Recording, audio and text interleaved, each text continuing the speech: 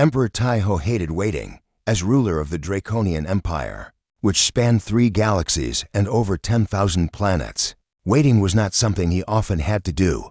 Yet here he was, his massive scaled body cramped in the royal transport ship, approaching Earth 3 hours ahead of schedule. "Your Majesty, we will dock at Earth Orbital Station 1 in 5 minutes, said Captain Doyen, bowing so low his snout nearly touched the polished floor. "Good. No announcements. No welcome party," Taiho ordered, his deep voice rumbling through the command deck. "I want to see these humans as they truly are, not how they pretend to be when they know I'm watching." The captain nodded quickly. "As you command, Emperor." Taiho adjusted his ceremonial armor, which gleamed with embedded quantum crystals that shifted colors with his mood. Right now, they glowed a deep purple, the color of curiosity mixed with suspicion. Earth was the newest addition to the Empire, having surrendered just 1 year ago after a brief but fierce resistance. Unlike other species who had fought the Draconians, humans had shown unusual adaptability. Too unusual, perhaps.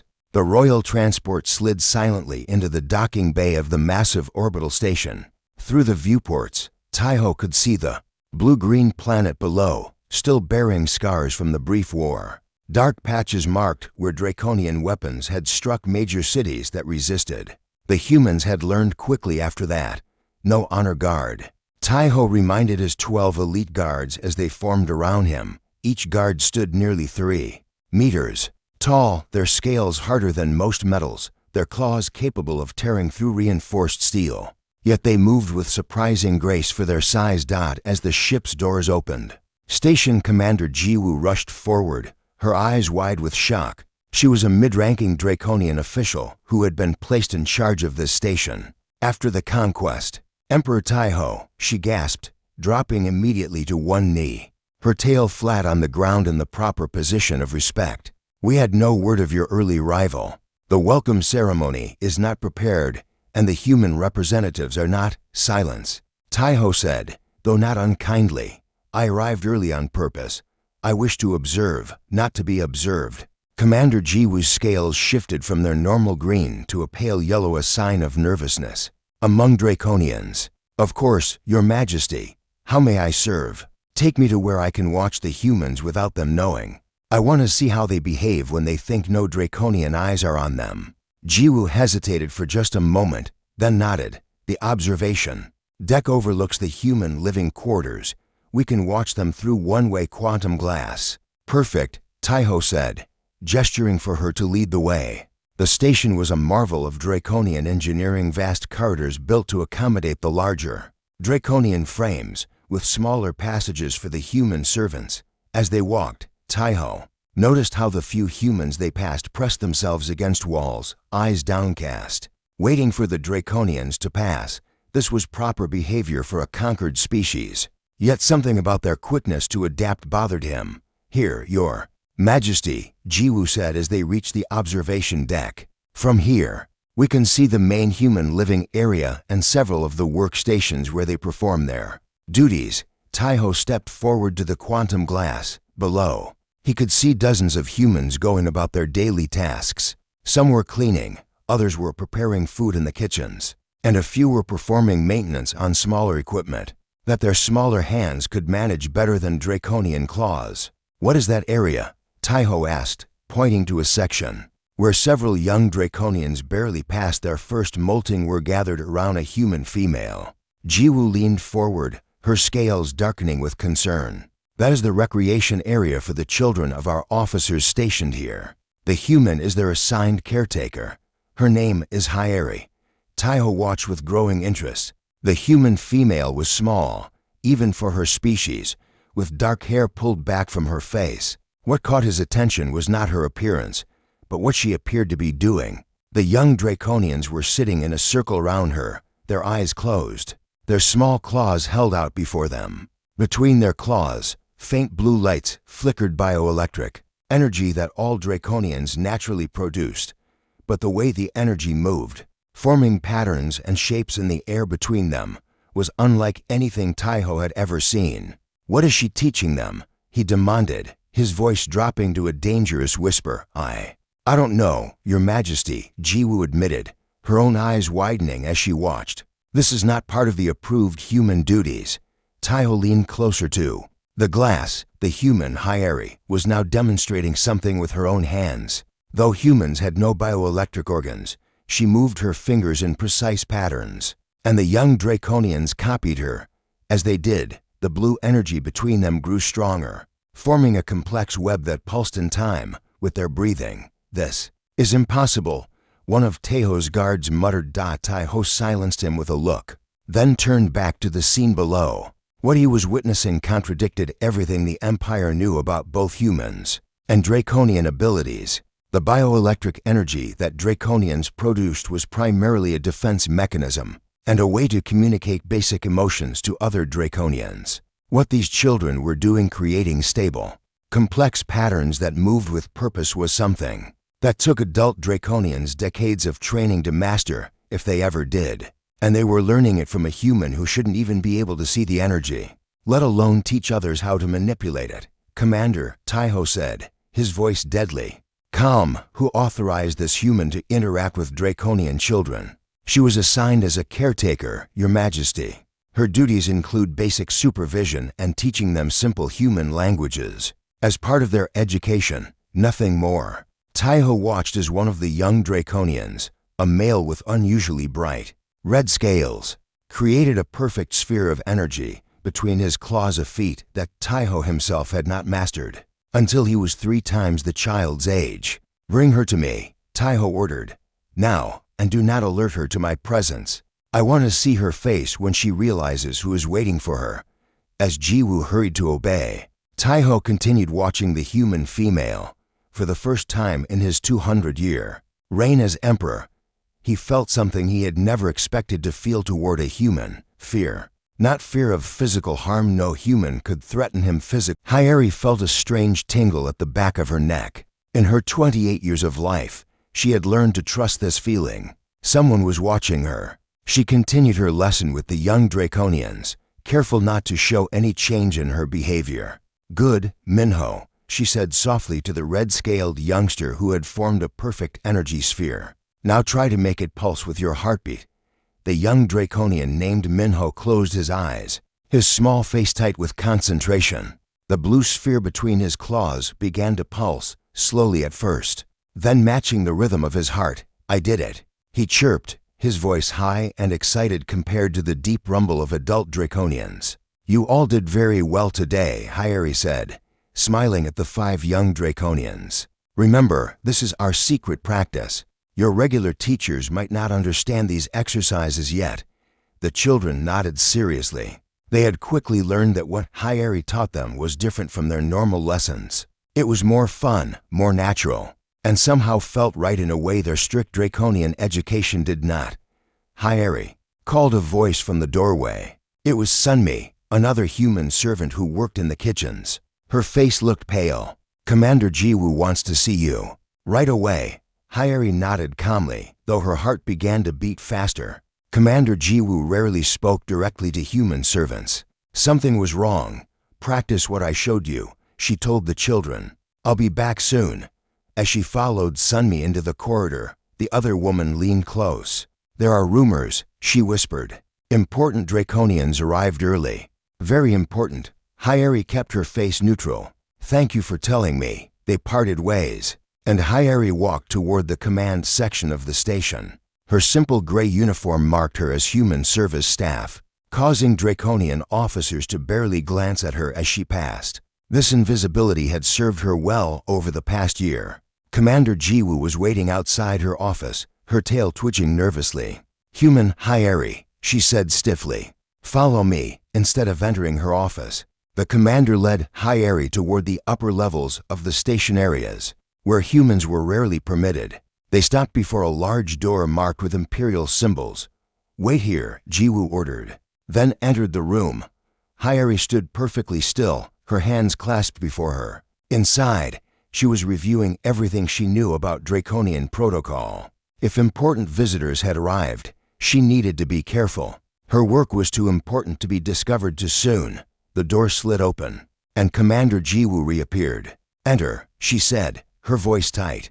Hayari stepped into a large observation room with a wall of clear quantum glass, overlooking the station. Standing with his back to her was the largest Draconian she had ever seen. His scales were a deep midnight blue with gold patterns that seemed to shift in the light. Even without seeing the imperial markings on his armor, Hayari knew exactly who this was. Emperor Taiho, ruler of the Draconian Empire. Hayari immediately dropped to one knee and lowered her head, as humans were expected to do in the presence of high-ranking Draconians. She kept her eyes down, but her mind was racing. The Emperor himself, here, months before his scheduled visit. This was very bad timing. Rise, human, came a deep voice that seemed to vibrate the air itself. Hayari stood, but kept her eyes respectfully lowered. Look at me, the Emperor commanded. She raised her eyes to meet his. The Emperor's eyes were unlike other Draconians.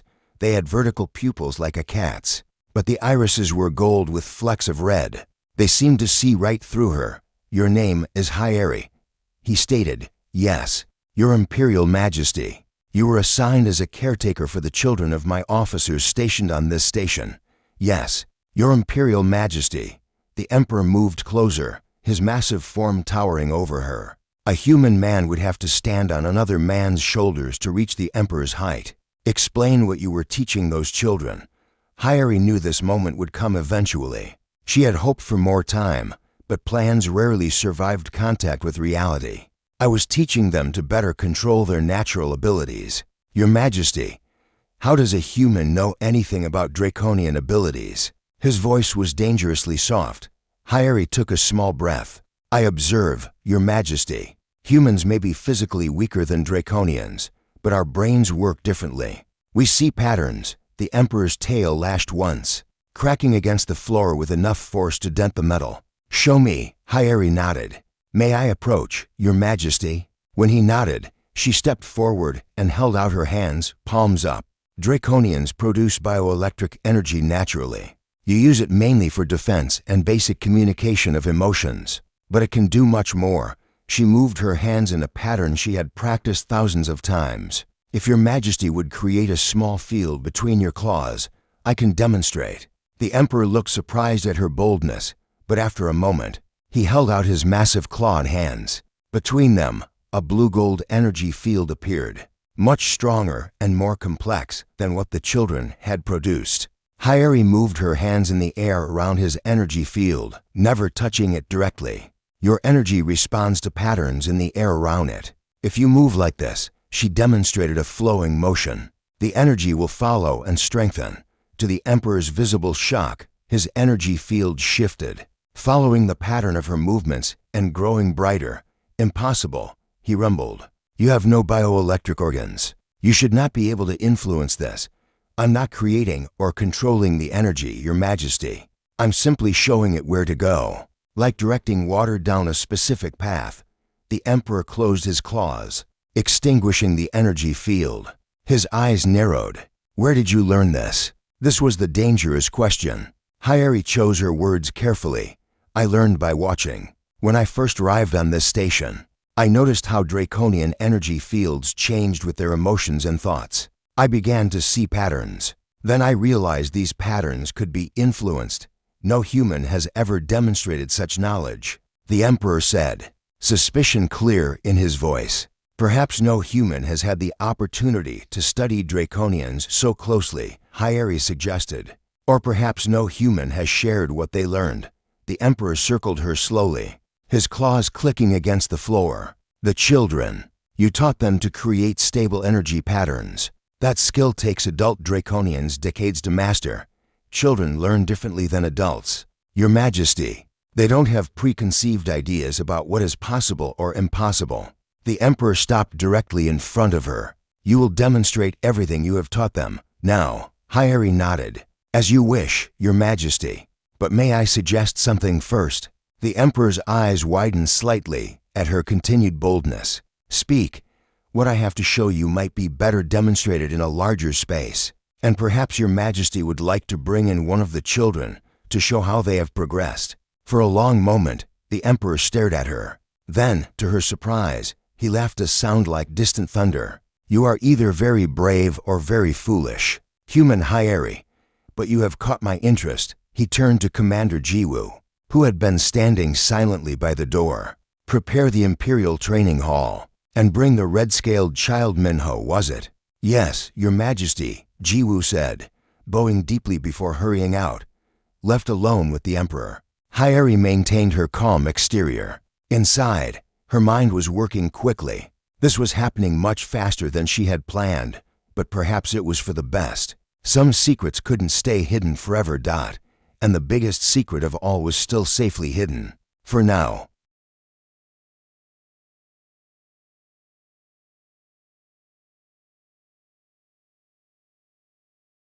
The Imperial Training Hall was the largest room on the station. It had been built for Draconian officers to practice combat skills, with high ceilings and reinforced walls that could withstand their strength. Now it stood empty except for Emperor Taiho, his 12 guards positioned along the walls. Commander Jiwoo, young Minho, and Hyeri. Minho looked nervous, his red scales slightly paler than usual as he bowed deeply to the Emperor.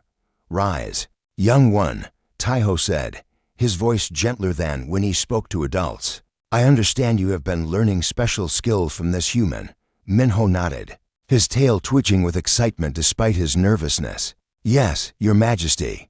Hyeri teaches us amazing things. Things our regular teachers never showed us. The Emperor's eyes narrowed slightly. Show me what you have learned. Minho looked at Hyeri, who gave him an encouraging nod. The young Draconian took a deep breath and held out his claws. Between them, a small blue sphere of energy formed, just as he had done earlier. Many young Draconians can create a basic energy field. The Emperor said, unimpressed.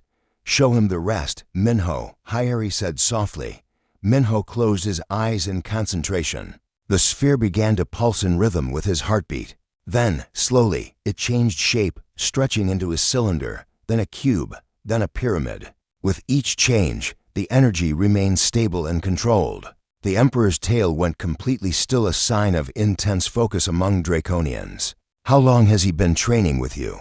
3 months, Your Majesty, Hyeri answered. Impossible. One of the guards muttered from the side of the room. I trained for 20 years to achieve such control. The Emperor silenced the guard with a look, then turned back to Minho. Can you move the energy away from your body? Minho bit his lower lip, his small fangs just visible. I'm still practicing that part, Your Majesty. He concentrated harder, and the energy pyramid floated a few centimeters away from his claws before wobbling and dissipating. I can't hold it very long yet, Minho said. Looking disappointed. That was excellent, Minho, Hyeri assured him. Remember, even adult Draconians find that difficult. The Emperor studied the young Draconian with new interest. You may go now, Minho. Tell no one what happened here today. After Minho left, escorted by Commander Jiwoo, the Emperor turned his full attention to Hyeri. Now, he said, show me what you can do. Hyeri stepped to the center of the training hall. I cannot create energy fields as Draconians do, Your Majesty. I can only guide the energy that already exists. She closed her eyes and raised her hands. At first, nothing happened. Then, slowly, the air around her began to shimmer. The Emperor realized with shock that she was somehow interacting with the ambient energy that all Draconians naturally released into their surroundings. The scattered energy began to gather, forming visible streams of blue light that flowed around her like water. She moved her hands in graceful patterns, and the energy followed, creating complex designs in the air. This is the energy your people release without realizing it. Hyeri explained, her eyes still closed. It fills this station, especially in places where many Draconians gather. Most of it simply dissipates, unused. The Emperor stepped closer, watching as she shaped the energy into a spinning sphere above her head, then split it into smaller spheres that orbited around her. How are you doing this without bioelectric organs? He demanded. Hyeri opened her eyes, maintaining her concentration on the energy patterns. Humans evolved differently than Draconians, Your Majesty. We cannot generate this energy, but some of us can sense it and influence it through our nervous system. Some of you? The Emperor's voice sharpened. There are others with this ability? Hyeri hesitated, then nodded. A small percentage of humans have this sensitivity. Most never discover it because they never encounter draconian energy fields.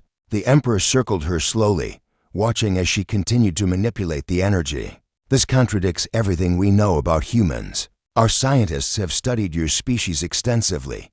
With respect, Your Majesty. Your scientists studied humans as potential threats or servants. They looked for weapons, for physical strengths and weaknesses. They did not look for this. The Emperor stopped directly in front of her. Lower the energy field. Hyeri complied, letting the gathered energy disperse back into the room. She stood calmly, waiting. If what you say is true, the Emperor said slowly, it changes many things, but I must be certain you are not using some hidden technology or trick. I understand. Your Majesty, how can I prove it to you? The Emperor considered for a moment. My personal energy signature is unique. No technology can replicate or interact with it without my knowledge. He held out one massive clawed hand, and above it formed a complex energy pattern that glowed with gold and blue light. Interact with this, if you can. Hyeri looked at the energy pattern carefully. It was far more complex than anything she had seen before, with layers and connections that reminded her of a living neural network. She raised her hands and began to move them around the Emperor's energy field, never touching it directly. At first, nothing happened. The Emperor's energy remained unchanged, resistant to her influence.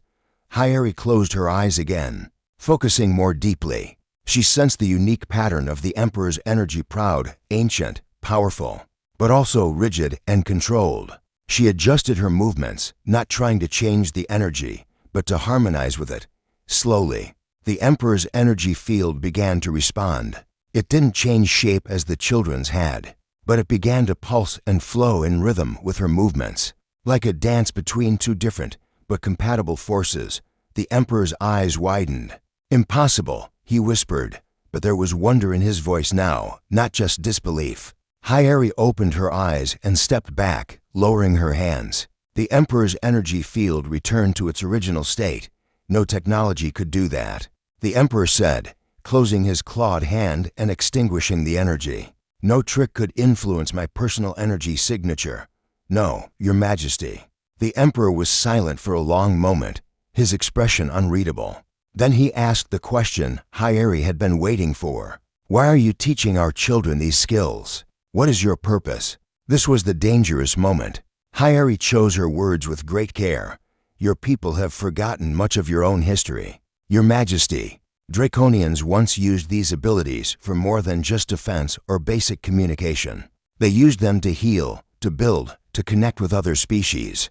How would a human know anything about ancient Draconian history? The Emperor demanded, his voice low and dangerous. Hyeri took a deep breath. Because Draconians and humans have met before, Your Majesty. Long before your empire came to Earth, the records of those meetings were lost to your people. But some humans preserved the knowledge. The Emperor's tail lashed against the floor. You speak of things that contradict our entire imperial history. I know, Hyeri said quietly. That is why I started with the children. They have no preconceptions. They can learn the old ways without the burden of believing they are impossible. The Emperor stared at her for a long moment. Then he turned to his guards. Leave us, all of you. The guards hesitated, clearly reluctant to leave their Emperor alone with this strange human. Now, Taiho commanded, his voice brooking no argument. When the last guard had left, and the doors sealed behind them, the Emperor turned back to Hyeri. You will tell me everything, he said, and if I sense any deception, your life is forfeit. Hyeri nodded calmly. I understand, Your Majesty, but what I have to show you next might be difficult to accept. She reached slowly into a hidden pocket in her uniform and removed a small object wrapped in cloth. As she unwrapped it, a soft golden light spilled from between her fingers. The Emperor's eyes fixed on the object in her hand, and for the first time in his 200-year reign, Emperor Taiho felt his knees weaken beneath. In Hyeri's palm lay a crystal unlike any the Emperor had ever seen. It was roughly the size of a human thumb, with a structure that seemed to shift between solid and liquid. Golden light pulsed from within it, matching the rhythm of a heartbeat but not Hyeri's. It pulsed in perfect synchronization with the Emperor's own heart. What is this? Taiho whispered, his voice barely audible. "We call it a memory crystal," HFY said. "It was created over 5,000 years ago when Draconians first visited Earth." The Emperor stared at the crystal, unable to look away. Something about it called to him on a level deeper than conscious thought. Without realizing it, he had moved closer, drawn to the pulsing light.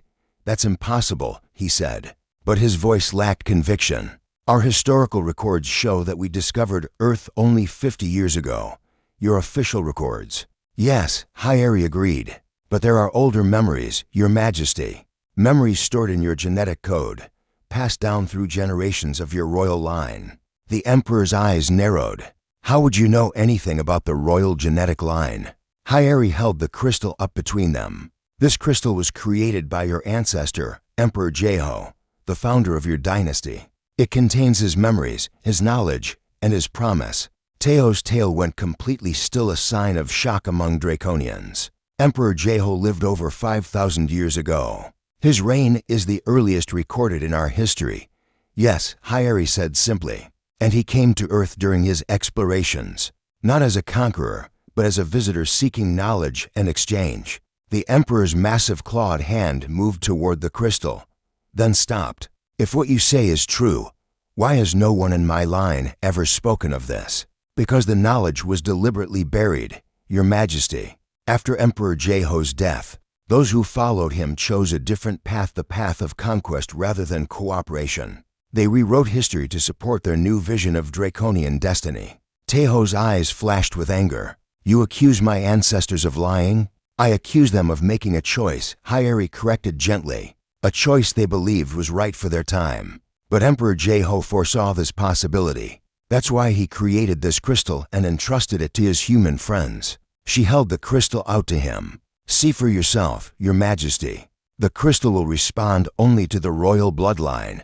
The Emperor hesitated, then slowly extended his hand.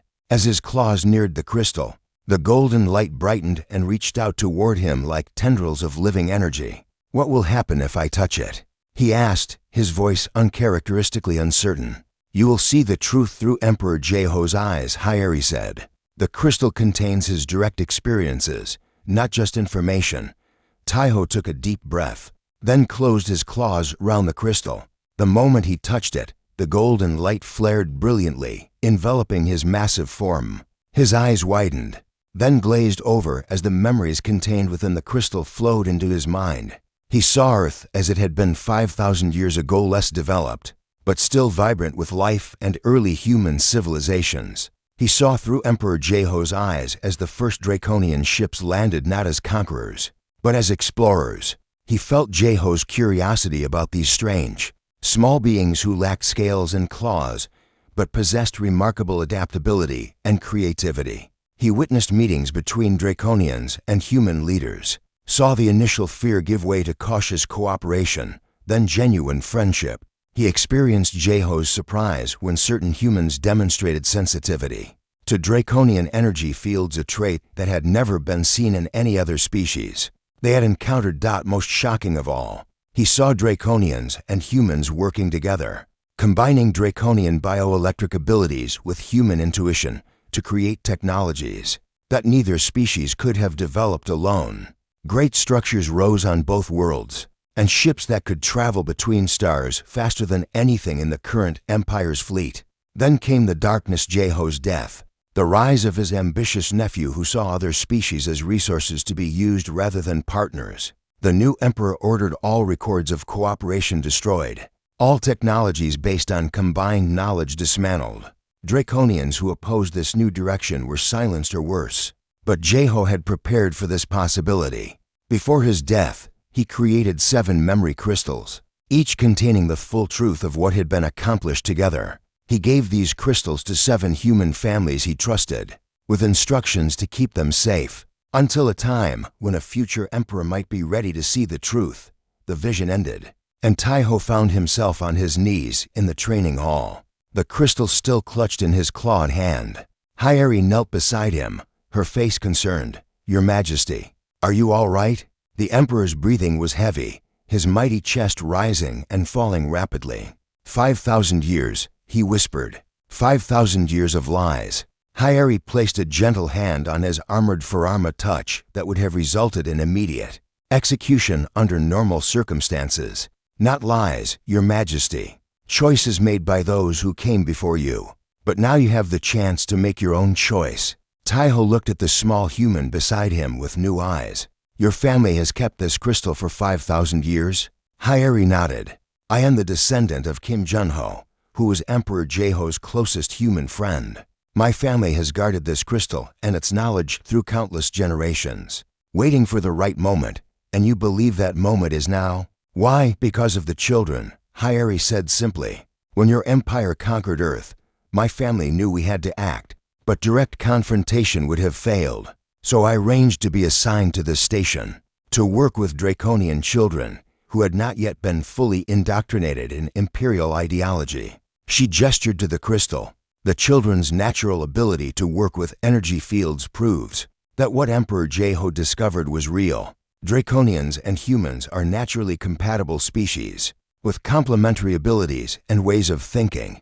The Emperor rose to his feet, towering over Hyeri once more. His expression was unreadable as he studied the crystal in his hand.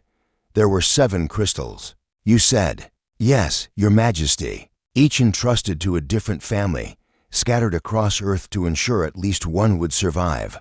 And the others? 3 were destroyed during various human conflicts over the millennia. 2 were lost when their guardian families died out. 1 other remains safe with another family. And this one I brought to you.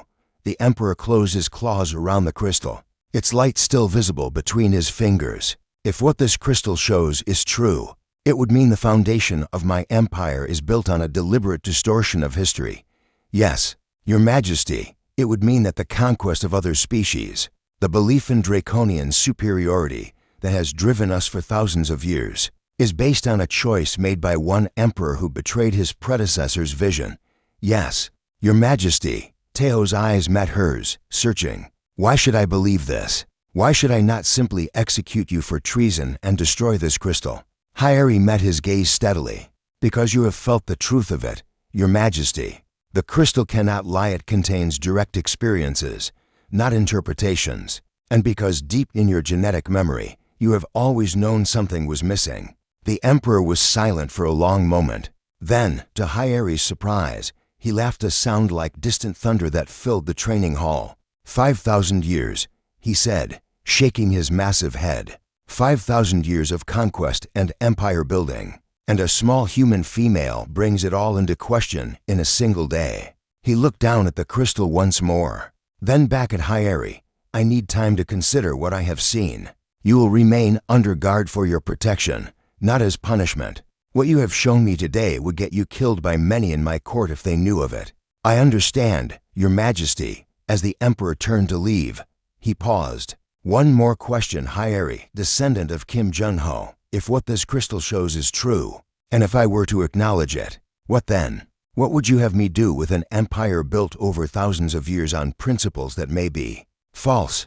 Hyeri smiled gently. That, Your Majesty, is for you to decide. Emperor Jeho did not create these crystals to dictate the future, only to ensure the past was not forgotten forever. Taiho nodded slowly. We will speak again tomorrow. I have much to think about. As the Emperor left the training hall, his guards falling in around him, he kept the crystal tightly in his hand. For the first time in his long reign, Emperor Taiho felt uncertain about the path ahead, but also, strangely, more alive than he had felt in centuries.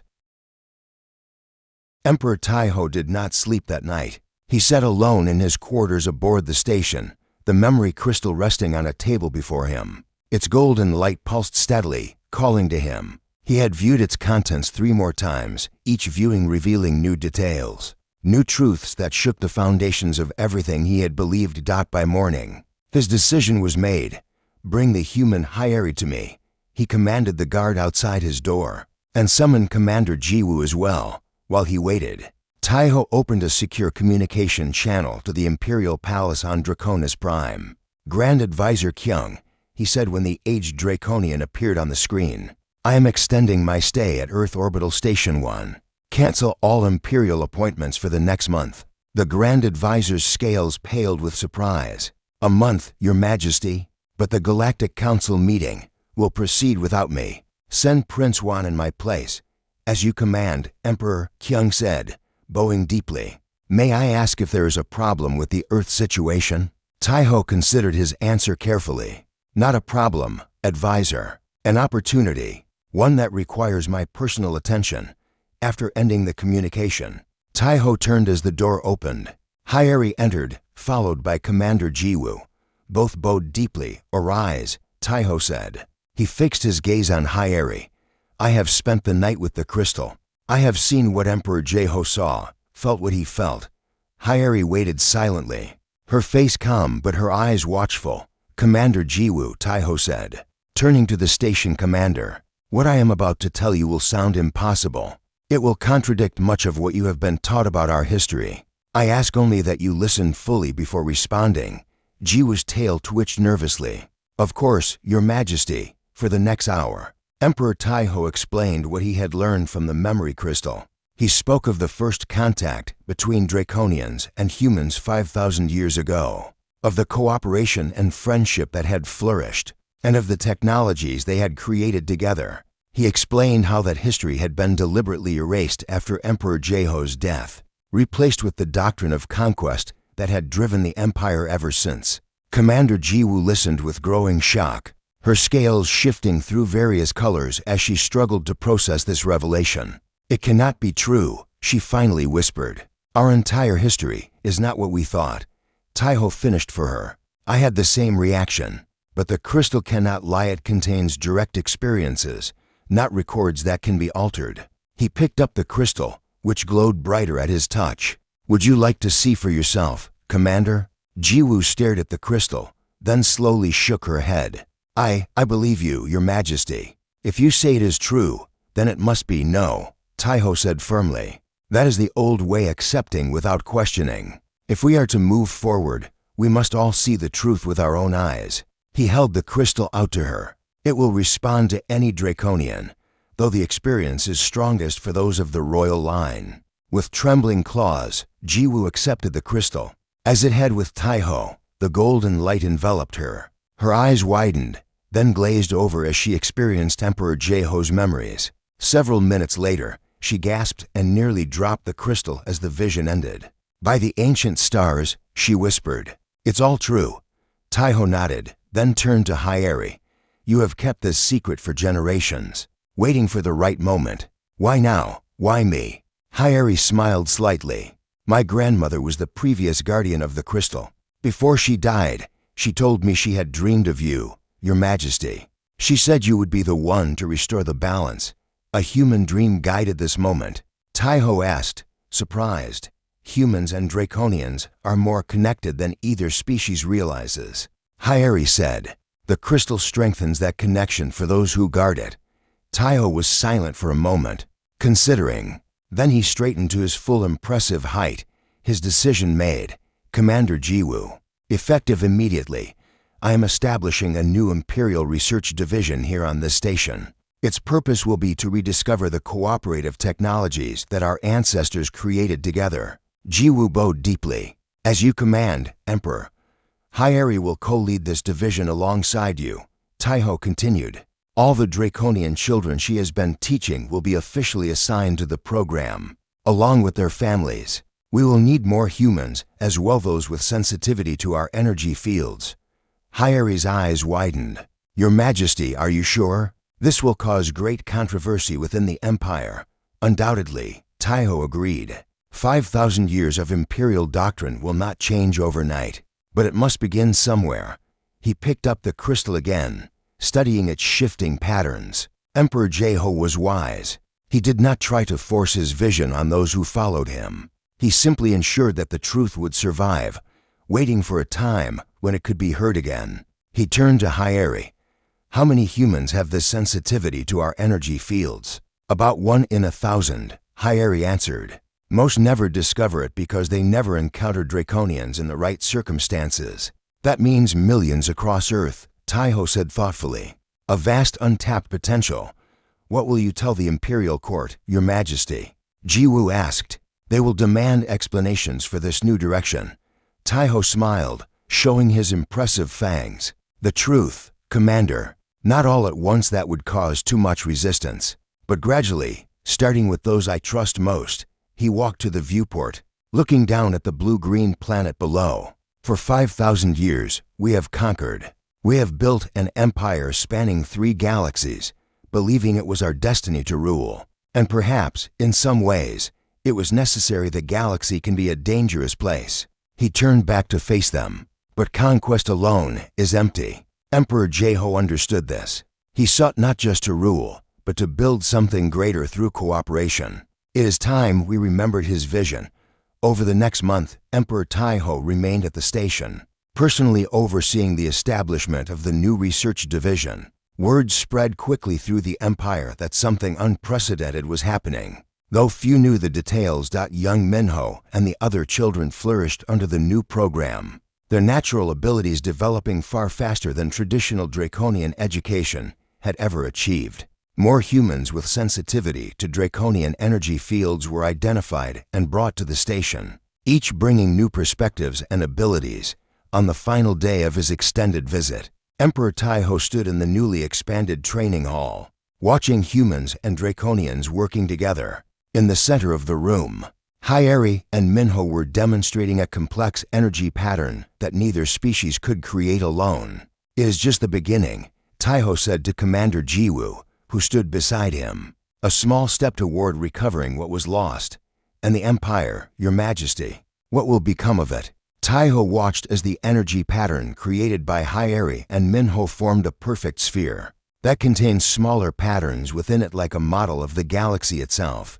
"The Empire will change, Commander. Not overnight, but gradually. We will still protect, still lead, but we will also learn to cooperate again. To see other species not as subjects to be ruled, but as partners with their own unique gifts." He touched the memory crystal, which he now wore in a special holder on his ceremonial armor. Emperor Jeho's vision was not the end of the Empire, but its transformation into something greater. As he prepared to depart for Draconis Prime, Emperor Taiho looked once more at Hyeri, the human female servant whose actions had nearly caused him to collapse when he first saw them. Now those same actions were helping to rebuild a connection that had been broken for 5,000 years. "Sometimes," he said quietly, "the greatest changes begin with the smallest actions, in the most unexpected places." And with that, the emperor who had arrived early departed, carrying with him a truth that would forever change the course of his empire.